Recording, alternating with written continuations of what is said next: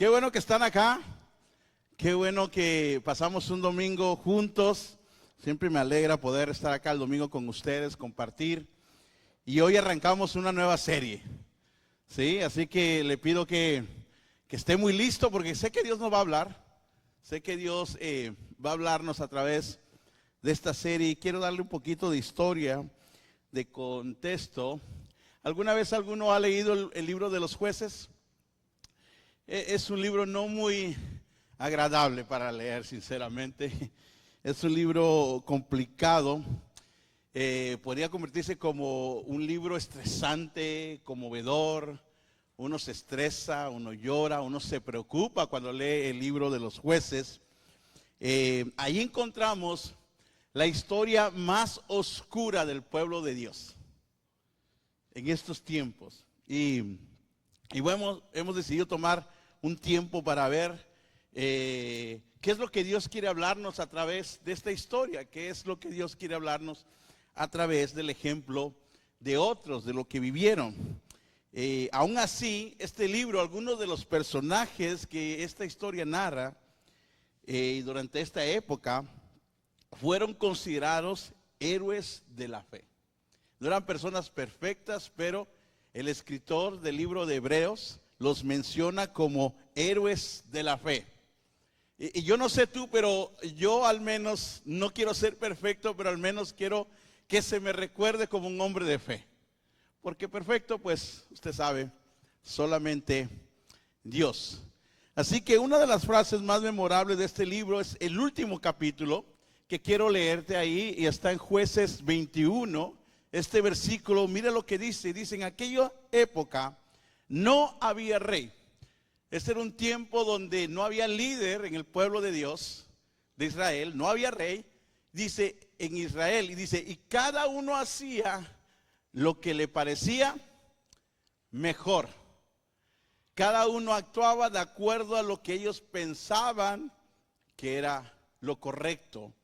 Pero muchos en ese proceso, en esa época, se apartaron de lo correcto de Dios.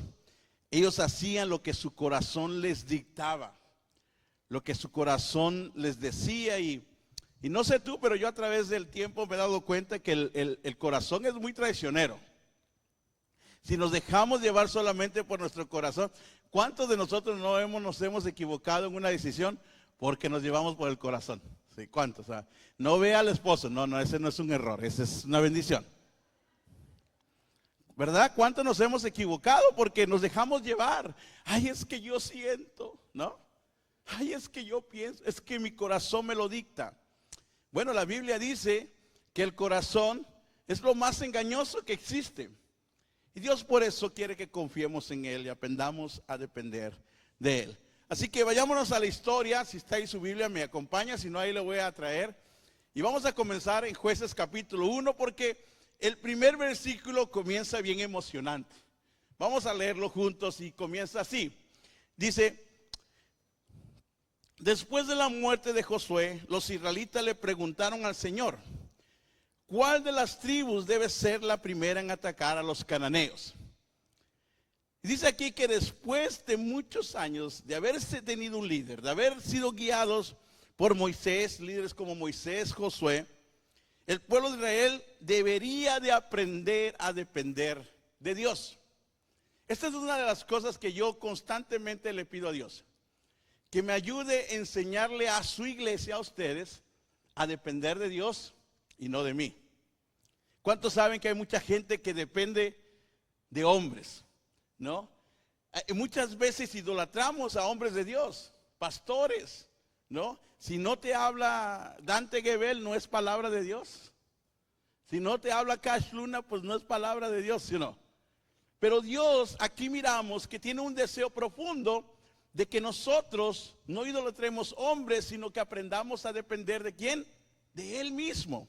Y uno de mis deseos es que nosotros aquí en Centro podamos enseñarle a no depender ni de mí ni de mi esposa, sino que le enseñemos a depender ¿de quién? De Dios. Ese es siempre nuestro deseo a la hora de enseñarle. Y Dios coloca líderes, pero su anhelo siempre es que aprendamos a depender de Él. dice que al no haber quien los dirigiera y al estar en la tierra prometida, porque el pueblo de Dios ya había entrado a esa tierra que Dios les había prometido aquí en este momento. Ya había entrado a la tierra que Dios había dicho, donde abundaba leche y miel, una tierra que Dios les había prometido, que sus antepasados habían pasado 40 años por el desierto. Y Dios, por fin, ellos entran a esta tierra prometida, a la tierra que Él les había asignado. Y lo primero que hizo el pueblo, al no haber líder, le preguntaron a Dios. Me encanta, porque cuando Dios quita el líder, no nos queda otra opción más que ¿qué? Ir en busca de Dios, ¿sí o no?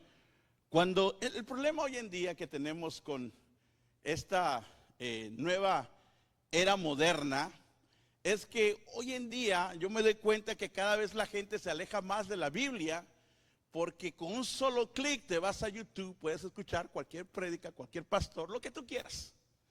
Hay un menú para escoger, ¿sí o no? Y no es malo. Yo veo de vez en cuando prédicas de pastores que realmente admiro, que me gustan. No se los recomiendo porque se van a aburrir, porque no son los pastores que regularmente la gente les gusta escuchar. Pero es bueno aprender de otros. A mí me gusta aprender de otros, pero tenemos de cierta forma un reto de no apartarnos de la palabra de Dios. Y el pueblo me encanta porque después de Josué, al no tener un líder, voltearon a ver a Dios y le preguntaron: Señor, ¿qué es lo que sigue? Y así debería ser nuestra actitud. Mire lo que sigue diciendo el versículo 2. Y dice: el Señor les contestó, porque cuando tú le preguntas a Dios, Dios contesta. Y dijo: Judá, porque yo le he dado la victoria sobre la tierra. ¿Qué preguntaron? ¿Quién debe de ir a la batalla? Y el Señor les contesta: Judá. Posiblemente para el pueblo de Dios, posiblemente para los israelitas, era la respuesta no que esperaban, porque Judá era el número 4 de la genealogía de Dios. Y ustedes saben que en aquellos tiempos de patriarcado, de aquellos tiempos del pueblo de Israel, el primogénito era el que debería de ir. Mas sin embargo Dios escoge al número 4, y esto la verdad me anima mucho, porque Dios, quien es el que da las victorias, nos escoge a nosotros para ir a la batalla. Te lo explico. Dios es quien da la victoria, pero somos nosotros los que vamos ¿a dónde? A la batalla. Y muchas veces nosotros dependemos demasiado de Dios, que queremos que hasta aún Él haga nuestras batallas, ¿verdad? Te doy un ejemplo. Dios te entrega la victoria de tener un buen matrimonio, pero eres tú quien tienes que pelear por ese buen matrimonio. Dios te entrega la batalla de tener unos hijos hermosos, criados en Dios, pero eres tú quien tienes que pelear la batalla para que esos hijos crezcan en el conocimiento de Dios. Dios nos da la victoria. Eso es un atributo de Dios. Por eso se considera el Dios de los ejércitos. Él es quien tiene la victoria, pero a nosotros nos escoge. Y mira a quién escoge. Escoge a Judá. Tal vez no al más capacitado, por eso te digo que me anima. Porque a veces nosotros pensamos que Dios va a escoger al más capacitado, al más guapo, al que sí parece líder, pero no. Dios te escogió a ti y a mí para darnos a cada uno de nosotros victoria a través de las batallas que tengamos que vivir en esta tierra, en este mundo. Tal vez no eres el más apto, pero Dios te escogió a ti. Si Dios te puso en este matrimonio, Dios te escogió a ti para estar ahí. Si a lo mejor tú dices: es que yo no sé cómo ser papá, yo no tuve papá, a mí no sé, no me criaron como, no sé, ahí me dejaron y me crié solo.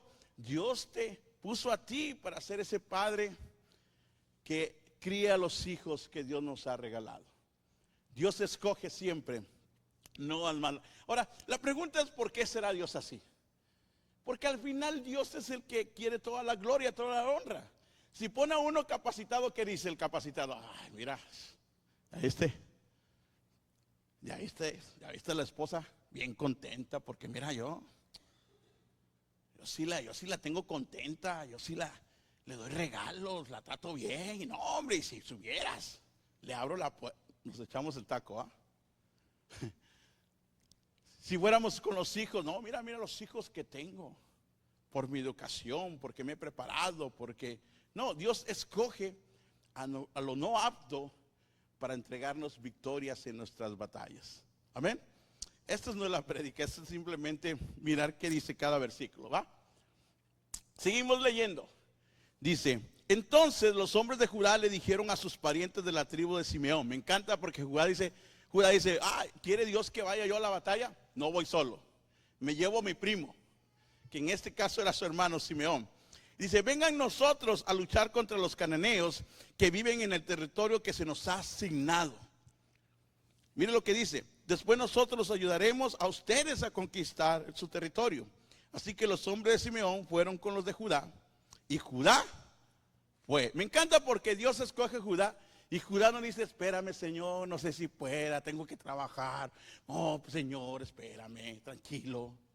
No, Judá fue. Dios lo escoge y Judá fue. ¿Por qué? Porque Dios les había prometido una tierra que ya estaba conquistada, mas ellos tenían que hacer el trabajo de ir y tomar la tierra. ¿Sí, mira? La tierra estaba conquistada, pero ellos tenían que ir y tomar la tierra. Versículo 4. Dice, cuando los hombres de Judá atacaron, el Señor les dio ¿qué? La victoria. Siempre Dios llega a tiempo, ¿sí o no? Es el que nos da la victoria. Dice, sobre los cananeos y los fereceos, y mataron a 10,000 guerreros enemigos de la ciudad de Bezec. La primera victoria, 10,000 de la primera, de un jalón. Qué buena, qué bien es Dios, ¿no? Y dice, el versículo 5 dice, mientras estaban en Bezec, se toparon con el rey Adoní Bezec y lucharon contra él y derrotaron a los cananeos y a los fereceos. Versículo 6 dice, Adoní Bezec escapó, lo atraparon el rey y se les fue. Dice, pero los israelitas pronto lo capturaron y le cortaron los pulgares de las manos y los dedos gordos de los pies. Eran mexicanos y parece que del cartel. Por poco le pongo a mi prédica los mochadedos, por poco. Mire, atrapan a este rey. Ahora, usted dirá, ¿por qué hicieron tanta crueldad? Ahorita vamos a leer por qué, pero era un rey muy importante. Se les escapa y entonces los israelitas deciden cortarle los dedos de las manos y el dedo gordo de los pies. ¿Sabe por qué el dedo gordo? Porque si el dedo gordo se está fallando, no funciona nada. Lo tengo comprobado. He estado batallando con un uñero y era meses. No puedo jugar tenis, no me puedo sentar bien, no me puedo acostar. Hasta mi perrito, es increíble, pero cuando tienes algo que te molesta, ¿no? Hasta mi perrito ha pasado y me ha pisado. Parece hasta que lo hace a propósito, va con la colita, pasa por ahí, más así. Ahora, mire cómo es Dios. Toda la semana ando con el uñero y que no puedo servir, o sea, no puedo hacer nada, ando así, tengo que andar con chanclas. Hoy ando con tenis. Y ve el pie que le hice así, es donde tengo el uñero. No me duele. O sea, Dios nada más me sana para predicar. Los otros días es un martirio. Y dice que le cortaron los dedos de los pies para que no se escaparan. Pero mire el siguiente versículo, versículo 7 dice, Adoní Bezec dijo, una vez yo tuve a 70 reyes sin los pulgares de las manos y los dedos gordos de los pies. Dice, y comiendo migajas debajo de mi mesa, ahora Dios me devolvió lo que les hice y se lo llevaron a Jerusalén, donde murió. El que la hace, la paga. Ahora es importante para las personas de aquella época o para los historiadores o los judíos, cuando leen esta historia, se dan cuenta de algo muy peculiar. Este rey había derrotado a 70 reyes.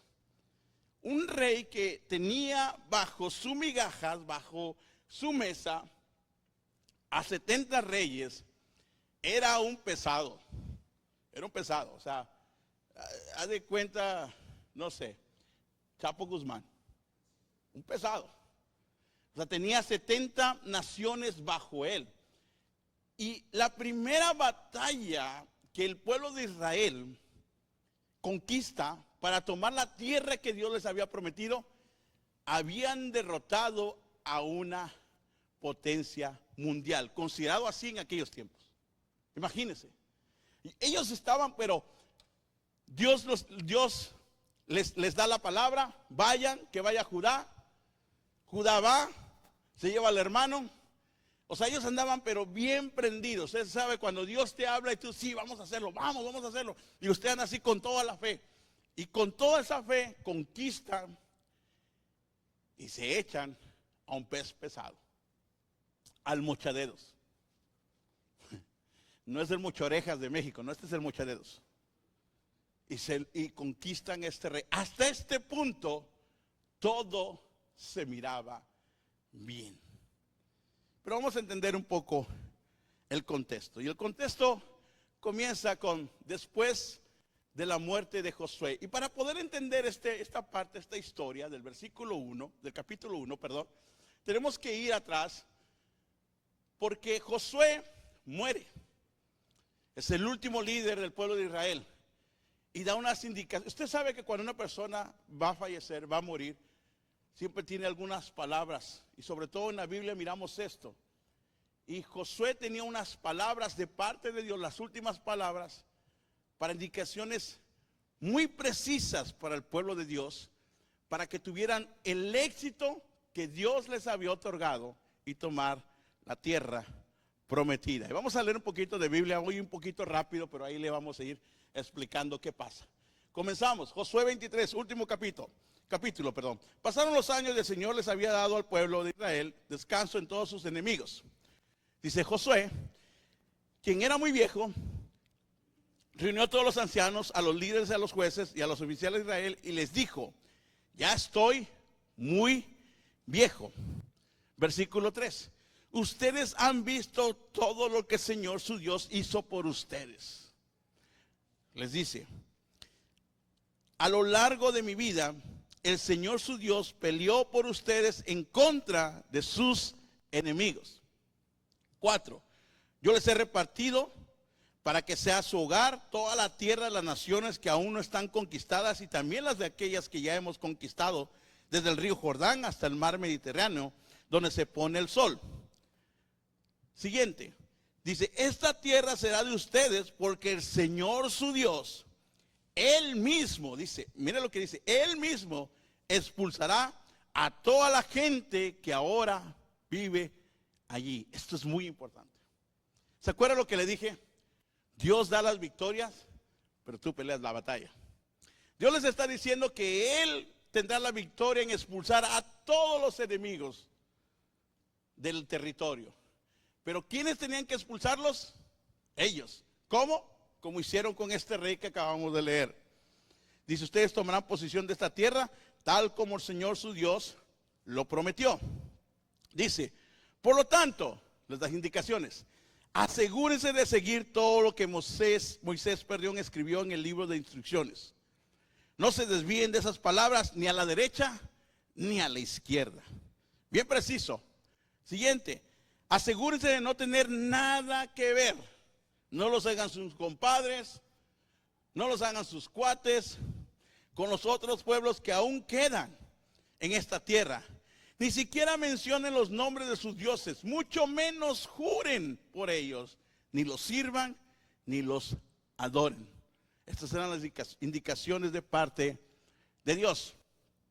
El siguiente, el 8, dice, por el contrario, aférrense bien al Señor su Dios, como lo han hecho hasta ahora. Y vamos a irnos a los últimos 2 capítulos de este capítulo 23. Y mire lo que dice Moisés, versículo 14 dice, dentro de poco moriré, seguiré el camino de todo ser viviente en este mundo. En lo profundo del corazón ustedes saben que cada promesa del Señor su Dios se ha cumplido, ni una sola ha fallado. ¿Cuántos están aquí que las promesas de Dios han cumplido en su vida y ninguna de esas solas ha fallado? Amén. Dios es un Dios bueno. Dios es un Dios bueno. Y mire, Continuamos. Pero así como el Señor, su Dios, les ha dado las buenas cosas que prometió, también traerá calamidad sobre ustedes si los obedecen. ¿Cuántos quieren aplaudir otra vez? Ustedes aplauden porque son muy positivos. Yo no aplaudiría. Dios promete, pero también dice que habrá consecuencias cuando nosotros nos desviamos de su camino. Y yo creo esto en la vida. La vida es hermosa para gozarla. Quien no goza de la vida, yo no sé qué hace aquí. Ya que le diga al Señor que venga y que se lo lleve. No se cree. Porque la vida realmente es para gozarla. Pero la cuestión con la vida es que es un misterio de cierta forma, porque aunque todos queremos estar bien, que nos vaya bien, tener paz, ser prósperos, ¿verdad? Vivir bien, salud, todos deseamos todas esas cosas que la vida nos puede dar, ¿verdad? Pero en la vida también pasamos muchas calamidades, muchas batallas, muchas situaciones, muchos problemas. Y una de las cosas que yo me he dado cuenta es que hay cosas que suceden simplemente por vivir en este mundo. Este mundo es un mundo caído, cada vez las cosas están más complicadas, no vivimos los mismos tiempos de nuestros padres, los retos son mayores y muchas calamidades que tú y yo vamos a enfrentar en la vida tienen que ver con el mundo en que nos tocó vivir. Pero muchas de otras tienen que ver de nuestra manera de tomar decisiones, de nuestra manera de vivir. Yo le enseño a mis hijos esto. Cada decisión trae una consecuencia. Decisión buena, consecuencia buena. Decisión mala, consecuencia mala. Lo bueno de Dios es que Dios nos da oportunidad de no quedarnos en lo malo, sino siempre nos da la oportunidad de devolvernos ¿a qué? A lo bueno, porque tenemos a un Dios bueno. Y vamos con el último versículo del capítulo 16. Dice, si rompen el pacto del Señor su Dios, al adorar y al servir a otros dioses, su enojo arderá contra ustedes y pronto desaparecerán de la buena tierra que les ha dado. Las indicaciones de Dios eran simples: vayan y tomen de la tierra que yo ya les di. Desalojen a todo enemigo. ¿Y quiénes eran los enemigos de Dios? ¿Por qué Dios actuó así? Porque eran pueblos que adoraban a otros dioses. Eran pueblos que no habían rendido su vida al Dios de Israel. Y Dios estaba tratando de evitar que algo sucediera con la generación de Israel. Es como nosotros cuando le decimos a nuestros hijos, no te juntes con ese amigo. Cuando los hijos están creciendo, no vayas para allá. Porque tú sabes que el unirse con aquellas personas que tal vez están haciendo algo malo, eventualmente nuestros hijos van a acabar haciendo ¿qué? Lo malo. Eso es un buen papá y una buena mamá, ¿no? O uno no le dice, no, vaya usted, vaya. ¿Es marihuanillo el niño? Está bien, usted vaya. Mientras tú no fumes, si él es marihuano, no, ¿verdad? Uno trata de cuidar a nuestros hijos. Uno trata de cierta manera hacer lo posible para que nuestros hijos no caigan en relaciones que los lleve a cometer cosas que los aparte del plan que Dios tiene para sus vidas. Eso hace un buen padre, una buena mamá. Eso hace un buen Dios. Dios siempre nos va a advertir de las cosas malas en este mundo. No porque te quiera tener controlado, sino porque sabe que esas cosas pueden ser de influencia para tu vida. Y mire, acá las indicaciones fue: recuerden todo lo que hice por ustedes. Dice, asegúrense de seguir mis mandatos. No se desvíen ni a la derecha ni a la izquierda. Aférrense bien al Señor como hasta ahora. No tengan nada que ver con otros pueblos. No rompan mi pacto al adorar y servir a otros dioses. Si lo hacen, desaparecerá la buena tierra que les he dado. Yo siempre tengo un conflicto en mi casa con mis hijos. Que Es algo muy natural mío y a veces no lo hago con la intención, pero lo hago. Y es que de repente, por ejemplo, mis hijos, les acabo de... Daniela y Daniel van a cumplir años y cumplen el mismo mes, como 10 días de diferencia aproximadamente. Y se me ocurrió enviar a mis hijos a un viaje, pero que descansaran de papá y mamá. Yo sé que ustedes quieren andar ahí en el chisme, ahí metido con los... No, yo dije, descansen un poquito de nosotros, porque literalmente, o sea, nosotros somos pesaditos en casa. No sé usted cómo sea, pero nosotros somos un poco, ¿verdad?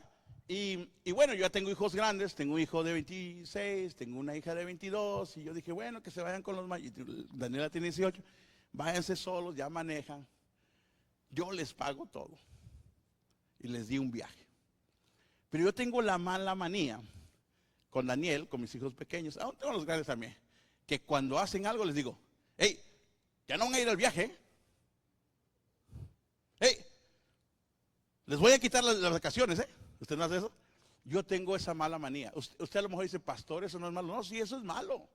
Andarlo siempre amenazando, ¿no? Si ya se lo diste, ya se lo diste. ¿No? Que tú sí sea sí, que tú no sea. No. ¿No?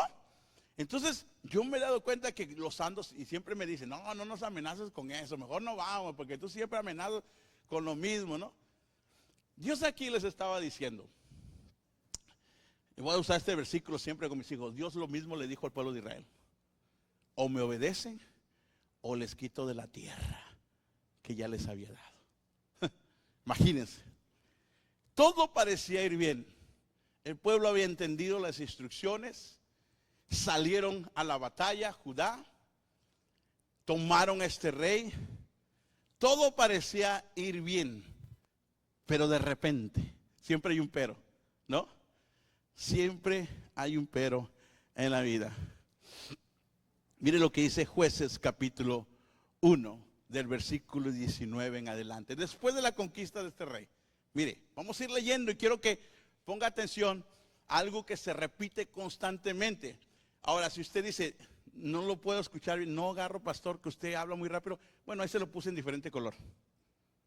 Mire, comenzamos, 19, dice, el Señor estaba con los de Judá y ellos tomaron posesión de la zona montañosa, pero no lograron expulsar a los habitantes de las llanuras, quienes tenían carros de guerra hechos de hierro. Ellos dijeron, tienen carros de guerra hechos de... No, eso no vamos a poder. Y los dejaron ahí. ¿Cuál era la indicación de Dios? Expúlselo. ¿Qué hicieron ellos? Vamos a tomar la tierra, pero pues vamos a dejarlos. ¿Qué podrá pasar? Mire, esto constantemente se repite en todo el capítulo 1. Vamos a irlo leyendo rápido. 21, sin embargo, la tribu de Benjamín no logró expulsar a los jebuseos, quienes vivían en Jerusalén. Dicen que hasta la fecha, esa región vive en Jerusalén. Siguiente. La tribu de Manasés no logró expulsar a la gente que vivía en Petzán, Tanac, Dor, Iblam, Megiddo y en todos los asentamientos vecinos, porque los cananeos estaban decididos a quedarse en esa región. Tomaban la tierra a medias. Esto era una conducta repetitiva del pueblo de Israel. Tomaba la tierra a medias. No se quería meter en problemas. Es de nosotros, pero se quisieron quedar ahí. Está bien. Adoran a otros dioses. Está bien. Siguiente. 29. La tribu de Efraín no logró expulsar a los cananeos que vivían en Geser. Así que los cananeos siguieron viviendo allí en medio de los de Efraín. Sí, mira, todo el capítulo 1 se repite esta conducta. Siguiente, versículo 30. La tribu de Zabulón no logró expulsar a los habitantes de Quitrón ni Nadal. Siguiente, mire. La tribu de Aser no logró expulsar a los habitantes de Aco, Sidón, Alab, Asib, Elba, Afé, ni Rehob. Yo voy a aprender a hablar hebreo aquí. Siguiente. Asimismo, la tribu de Neftalí no logró expulsar a los habitantes de Besemes ni a los de Benana. ¿Qué pasó? Una conducta repetitiva. Cada tribu tenía que tomar posición de la tierra y la tomaban a medias.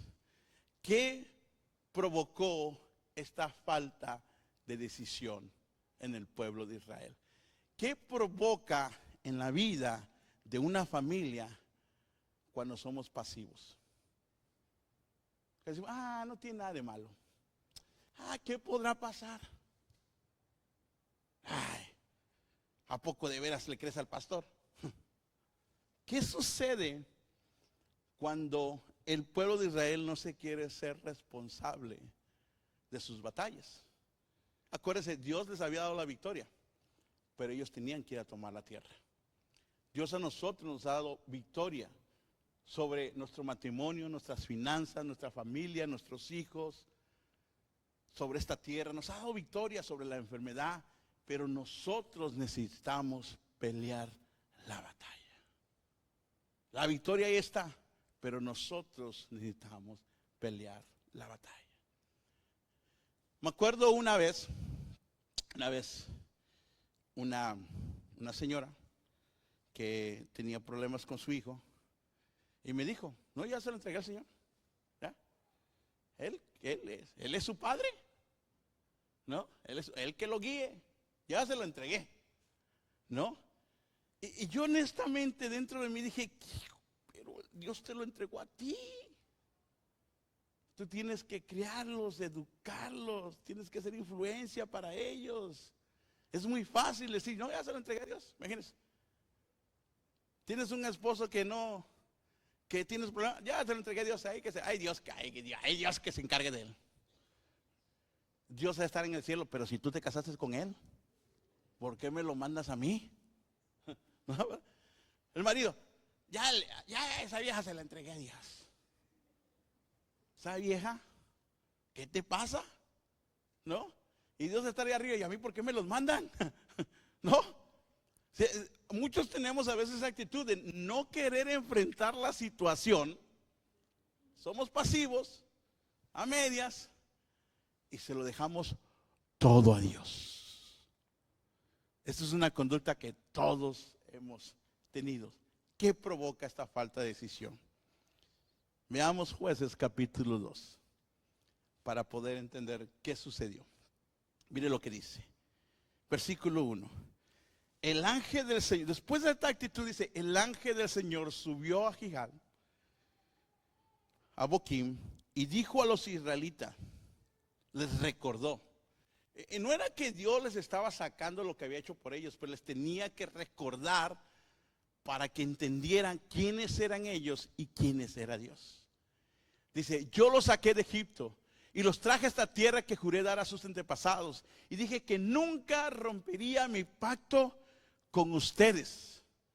Por su parte, ustedes no debían hacer ningún pacto con los habitantes de esta tierra, sino destruir sus altares, pero desobedecieron mi mandato. ¿Por qué lo hicieron?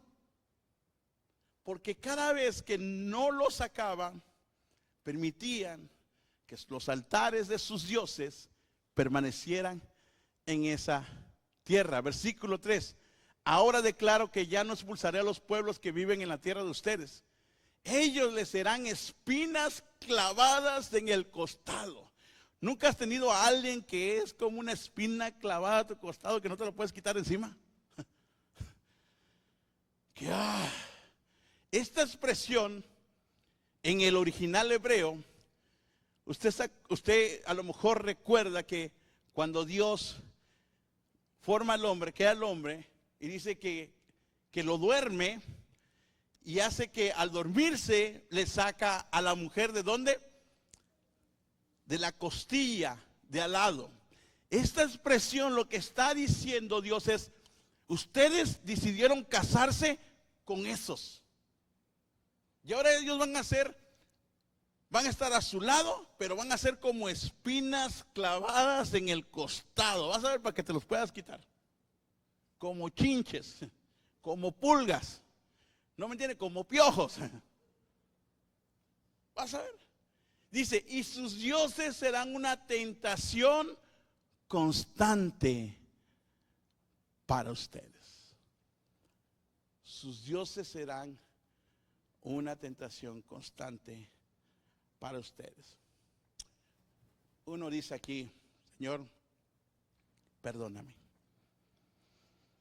Perdóname por lo que hice,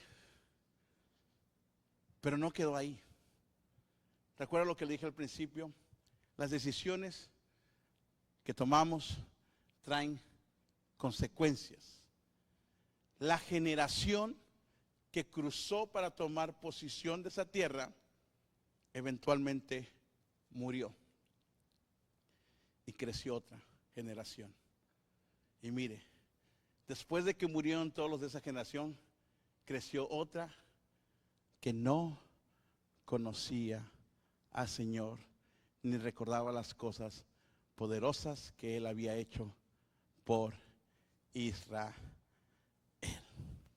¿Qué nos hace perder una generación? Le cuento algo.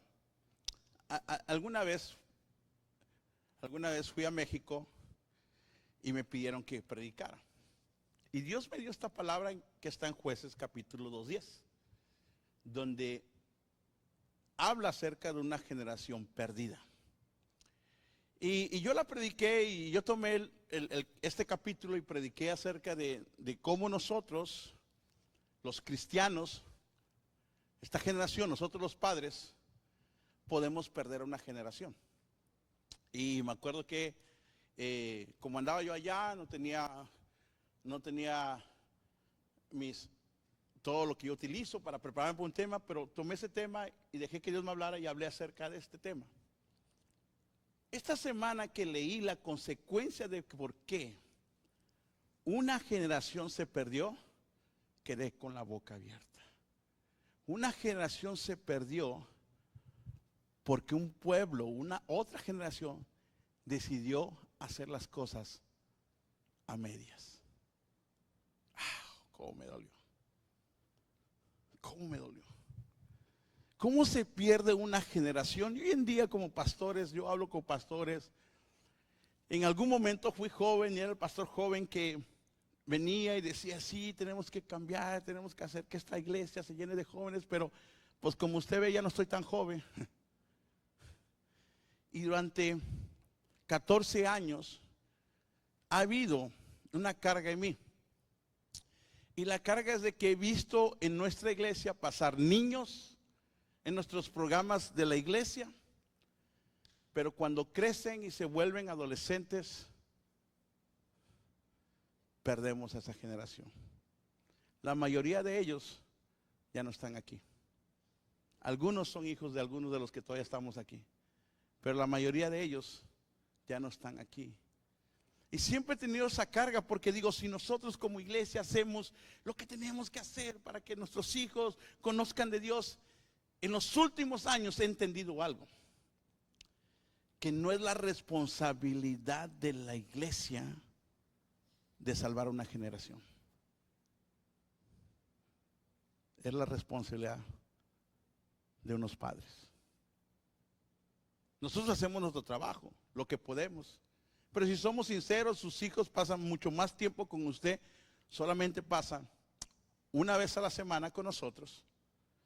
Y aproximadamente hora y media, 2 horas si nos va bien. Pero la mayoría del tiempo pasan en casa con sus padres. Alguna vez hablé con pastores jóvenes de otras iglesias y ellos siempre cuestionaban y me decían, es que el problema son los papás. Y en aquel tiempo yo era papá y me sentía ofendido. Decía, no, o sea, ustedes tienen que hacer algo. Y algún tiempo también salió la idea de que es una generación muy difícil. No es como la de nosotros. Y la pregunta es, ¿cómo se nos hace perder a una generación? El pueblo de Israel la perdió porque hicieron las cosas a medias. Creció una generación que ya no conocía a ese Dios poderoso, a ese Dios de amor, a ese Dios de los ejércitos, y estuvieron cautivados por todos los demás dioses. Uno de los dioses que esta generación comenzó a adorar fue el dios Baal, que era un dios que requería sacrificios de niños para su adoración. Está en la Biblia. Está en la Biblia. ¿Qué nos hace perder una generación? Yo escribí aquí unas cosas. Número 1, nuestra falta de carácter. Cedemos a las cosas de este mundo. Cedemos a las cosas. No tiene nada de malo. Yo no quiero traer a mis hijos así. Yo he estado en todos los capítulos de la iglesia. He sido el papá súper religioso, demasiado religioso, legalista. Mi hijo el grande que está allá, está grabando ahí arriba, le prohibíamos ver SpongeBob porque era del diablo. El SpongeBob era del diablo, ¿no? Y yo he estado en todos los extremos. O sea, escúcheme, yo he estado en todos los extremos.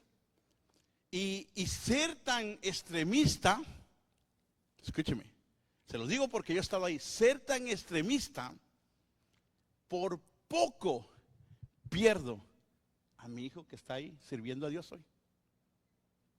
No tuvo que cambiar él, tuve que cambiar yo. Y por otro lado están los que, pues, no tiene nada de malo, usted vaya, ¿qué tiene de malo? Ya todo es del diablo. Todo lo que, no, hay que vivir la vida. Y yo entendí que en esta vida hay valores, parámetros, que nosotros somos la influencia mayor en nuestros hijos en estos valores. Y muchos de nosotros, por falta del carácter, de que nuestro sí sea sí, nuestro no sea no, de poder entablar conversaciones difíciles con nuestros hijos. Me acuerdo, mi hijo se fue a la universidad y venía cada vez que venía de vacaciones yo estaba nervioso porque me venía con cada pregunta de la Biblia. Y yo estaba como que, y yo ya no podía contestarle a mi hijo, no, eso no, porque eso es del diablo. No, tenía que tener la respuesta. Mi hijo iba a la universidad, tenía que estar preparado para contestarle lo correcto. Y de repente nosotros vivimos la vida como que si nuestros hijos nunca van a crecer. Estadísticamente se ha comprobado que nosotros tenemos influencia en nuestros hijos hasta los 8 años. Yo personalmente pienso que hasta los 10 más o menos, 11 podemos a lo mejor. Tenemos influencia. Una vez pasada esa edad, escúcheme, ya nuestra influencia no es tan fuerte con nuestros hijos. Ahí lo que sucede es que nuestros hijos actúan de acuerdo a la admiración que tengan por nosotros o al desprecio que tengan por nosotros. Y el desprecio no le estoy hablando que nos hagan, ay, mi papá es feo. No, el desprecio de que no nos den valor. Va a llegar un momento en la vida de tu hijo que va a tomar sus propias decisiones y va a ser basada en que si te admira a ti como persona, como cristiano, o dice, no, para ser cristiano así como él, pues no, mejor no.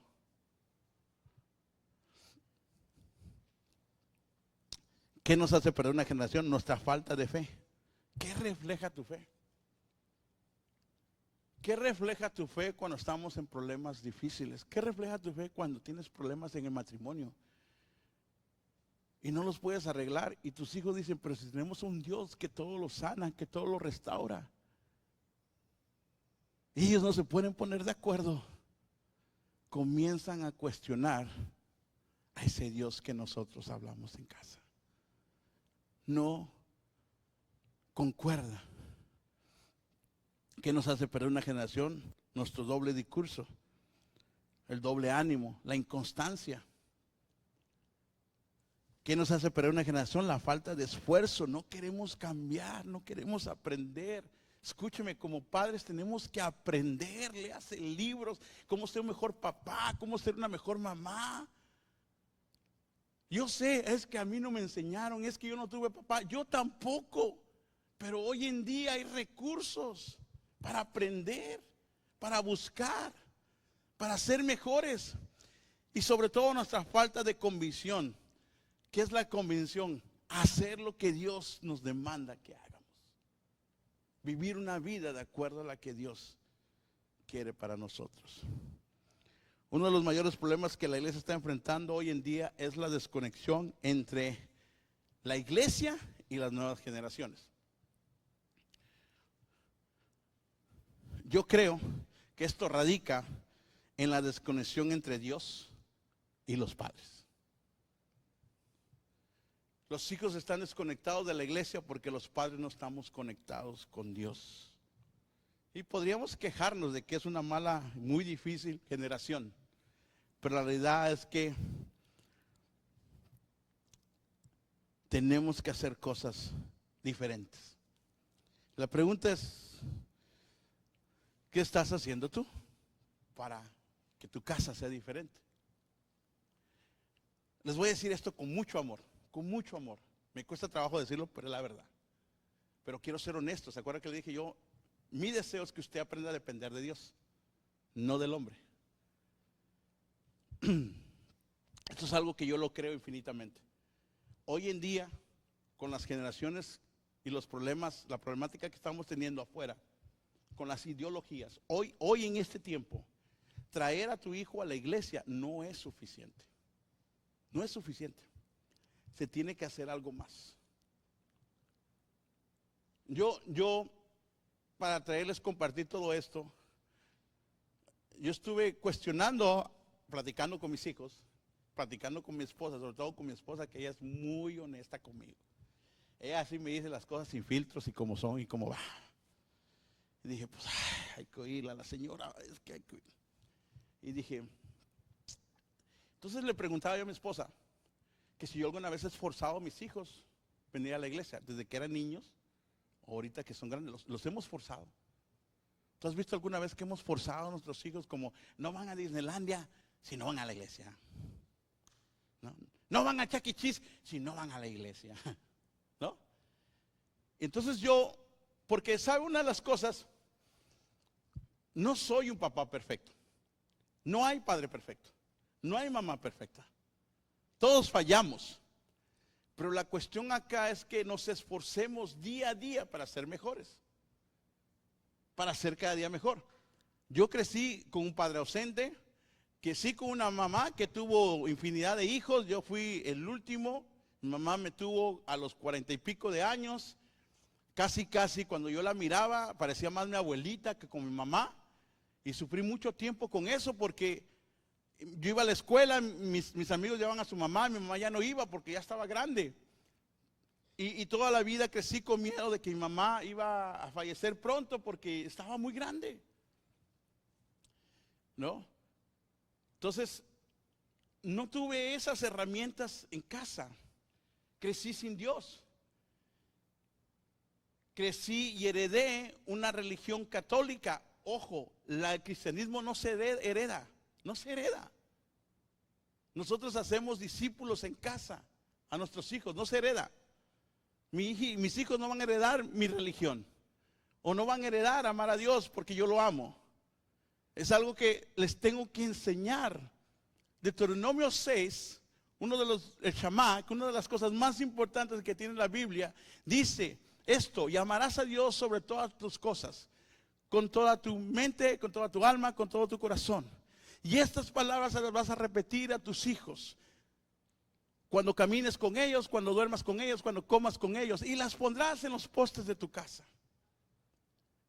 Y esas son las cosas que a veces a nosotros se nos olvida, porque cada vez hay una desconexión, porque ellos deberían de conocer al Dios que nosotros servimos. Deberían de conocer al Dios que nosotros le mostramos. Pero ojo, si nos cuesta trabajo perdonar a un familiar que tuviste problema, que si nos toca trabajo perdonar a la vecina que se estacionó en tu estacionamiento y la maldices, ojo, que nuestros hijos están aprendiendo acerca de Dios. Entonces, yo nunca he tenido que obligar a mis hijos, ni servir, ni venir a la iglesia. Tal vez usted diga, bueno, pues tienen que servir porque usted es pastor. No toda la vida fui pastor. No toda la vida he sido pastor. Lo que mi esposa y yo hicimos es que nos comprometimos con Dios, y mis hijos hacen lo que hacen porque eso somos. Es lo que hacemos. Y hace más de 20 años tomé la decisión de tomar en serio a Dios. Y a tomar decisiones a favor de que yo pudiera estar con mi familia y en Dios. Me acuerdo que una de las decisiones más importantes que tomé es que dejé un trabajo que ganaba muy bien, para mí un trabajo que ganaba la mitad de lo que ganaba en por descansar los fines de semana, para estar aquí presente, constante, porque yo sabía que si yo era constante, había algo que mis hijos iban a ver acerca de Dios. Así que, ¿qué podemos hacer diferente? Es la pregunta. Yo te voy a dar unos consejos prácticos que yo los he tomado. Cosas sencillas, cosas que cualquiera de nosotros podemos hacer. ¿Va? ¿Qué podemos hacer? Número 1, que conozcan a Jesús a través de ¿quién? Eso, Mateo. ¿A través de quién? Eso, Mateo. Que tu mamá te muestre a Jesús en casa. ¿Verdad? Esa es nuestra función. Mostrar a Jesús. ¿Cómo nos va con eso? Es complicado ser como Jesús, ¿va? Pero ese es el reto. Que conozcan a Jesús de lo que tú haces, de tus actos. Que tus actos hablen de Jesús. Que tú modeles a Jesús en casa. Sencillo. Yo me equivoco muchas veces, pero cuando me equivoco, lo primero que pienso es, ¿qué haría Jesús? ¿Qué haría Jesús? Y entonces ahí Jesús y el Espíritu Santo empieza a retar mi vida. Y el Espíritu Santo comienza a hablar a mi vida. Y me deja saber que no puedo comportarme así, no puedo hacer este tipo de comentarios, no puedo hablar de esa manera. No puedo hacer esto. Porque ese es el reto. ¿Qué haría Jesús? Cuando se te atraviesa un chinito en el camino, ¿qué haría Jesús? ¿Qué haría Jesús? Cuando alguien te ofende, ¿qué haría Jesús? ¿No? El otro día me dice mi hija, yo ya no te voy a pedir consejo porque veo los consejos que le das a Daniel. Pero honestamente se los doy jugando. Daniel de repente viene y me dice, no, es que un niño me dijo gordo. Y yo le digo, pues tú dile, tú estás más gordo y feo. Pero se lo digo honestamente jugando porque mi hijo no es así, se me queda viendo así. Le digo, no, no, tranquilo. Entonces mi hija no oye cuando yo le digo, no, mentiras, hay que perdonar. No sabe lo que está haciendo. Mi hija no. Entonces el otro día mi hija tenía una problemática y le digo, ¿qué pasó? Me dice, no, yo no te digo, no te voy a decir nada porque tus consejos son muy agresivos. Eso es lo que muchas veces nos hacemos, ¿no? ¿Qué te hicieron en la escuela? Me pegaron. Pues vaya usted y agárrelo de patadas y con la cabeza y muérdelo. Usted es mi hijo, usted no se puede dejar, hombre. ¿Ah? Y Jesús ahí está esperando que usted le mostrara a Jesús. ¿Sí, mira? Eso es bíblico. Vaya y córtele los dedos. Y también los dedos es bíblico. Yo leí en la Biblia, usted vaya y córtele los dedos. Como los israelitas. ¿Sí ve? Mire lo que dice este salmo.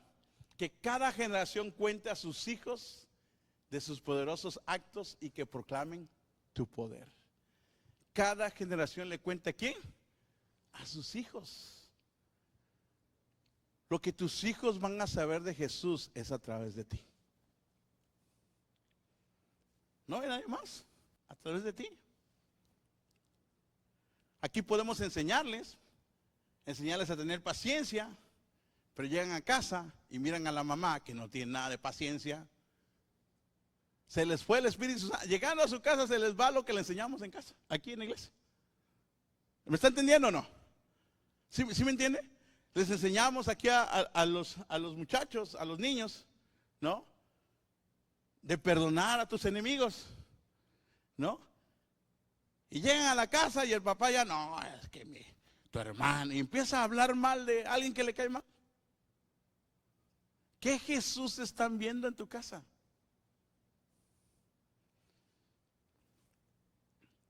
Número 2, esta es sumamente poderosa. Es algo que podemos hacer todo, compartir los alimentos juntos, tener el hábito de comer juntos en casa, en familia. Haga el esfuerzo. Si hay alguna cita que yo no falto es en comer juntos con mi familia. Jesús se sentaba juntos con sus discípulos. Es algo sumamente poderoso estar en la mesa. Y como familia mucho más. Es un hábito saludable. Es una oportunidad para dialogar, para abrir nuestros corazones, sanar nuestros corazones. Tenemos que ser intencionales y sé que muchos tenemos que trabajar pero haga lo posible por estar ahí, papás. Haga lo posible por venir a la iglesia con sus hijos, por ser el primero que tiene ganas de ir a la iglesia. No que ahí lo ande empujando la esposa, vamos a ir o no. No sé, estoy bien cansado. Ay, es que otra vez a la iglesia, parece que fue ayer. Pues sí, con esa actitud, claro que fue para ayer para ti. Porque la iglesia no la estás disfrutando, la estás cargando. Ahora, tú me vas a decir, pastor, yo no tengo hijos, pero tienes sobrinos, niños conocidos. Fue toda una generación que perdió otra generación. Eres abuela. Hay abuelos que dicen, no, yo ya terminé. Yo ya acabé. Ya esos cabezones que salieron, así salieron, yo ya acabé. No, tienes la oportunidad de ser influencia para que una generación no se pierda. Compartir los alimentos juntos son las cosas más importantes en mi hogar, en mi casa. Dialogamos, ahí platicamos, ahí sacamos nuestras cosas. Ahí nos expresamos nuestro amor. Y es sencillo, una carnita asada, no tiene que ser el gran banquete. Pero disfrutar, estar en casa. Escúcheme, yo sé lo que les voy a decir y sé lo que usted está pensando. Sus hijos te necesitan en casa. Haz lo que tengas que hacer. No estoy diciendo que dejes de trabajar, yo también trabajo. Pero haz lo que tengas que hacer para ser un padre, una madre presente. Presente en la vida de tus hijos. Ni más ricos ni más pobres, óigame. Honestamente. Yo me he preguntado, ¿qué es lo que Dios me va a pedir cuando llegue a su presencia? Y honestamente Dios no me va a pedir cuentas de la ropa que traigo, ni del carro que manejo, ni en la casa donde vivo. Esas cosas son importantes, no me lo toma mal. Pero eso no debería ser lo más importante. Sus hijos deberían ser lo más importante. Yo creo mucho en que Dios nos bendice, nos prospera. Pero escúcheme, Dios les estaba dando victoria a este pueblo. Pero nunca a costa de sacrificar el tiempo con tus hijos. Si ese es el precio a pagar, yo no lo quiero. Porque lo que sí me va a pedir cuentas Dios es qué hiciste con tus hijos, qué hiciste con tu matrimonio, qué hiciste con tu esposa. Y nos vamos porque ya se me está haciendo tarde, ya me está haciendo... Vámonos. Y orar con tus hijos, no orar por tus hijos, orar con tus hijos. Orar es uno de los hábitos más importantes de un cristiano. Orar para poner su confianza en Dios. Orar para presentar peticiones a Dios. Orar para perdonar. Orar para no caer en tentación. Dice Amos 3:2. De entre todas las familias de la tierra, solo con ustedes he tenido una relación tan íntima. Dios quiere tener una relación íntima contigo para que la pueda tener con tus hijos. Pásale para acá, Carla. Quiero contarte algo que mientras preparaba mi tema, les soy honesto, muy honesto. No había leído, porque sabía que Jueces es complicado y había tenido una semana un poco difícil, no difícil, pero ocupada, graduación de mi hijo, y no había leído realmente toda la historia. Pero el jueves por ahí,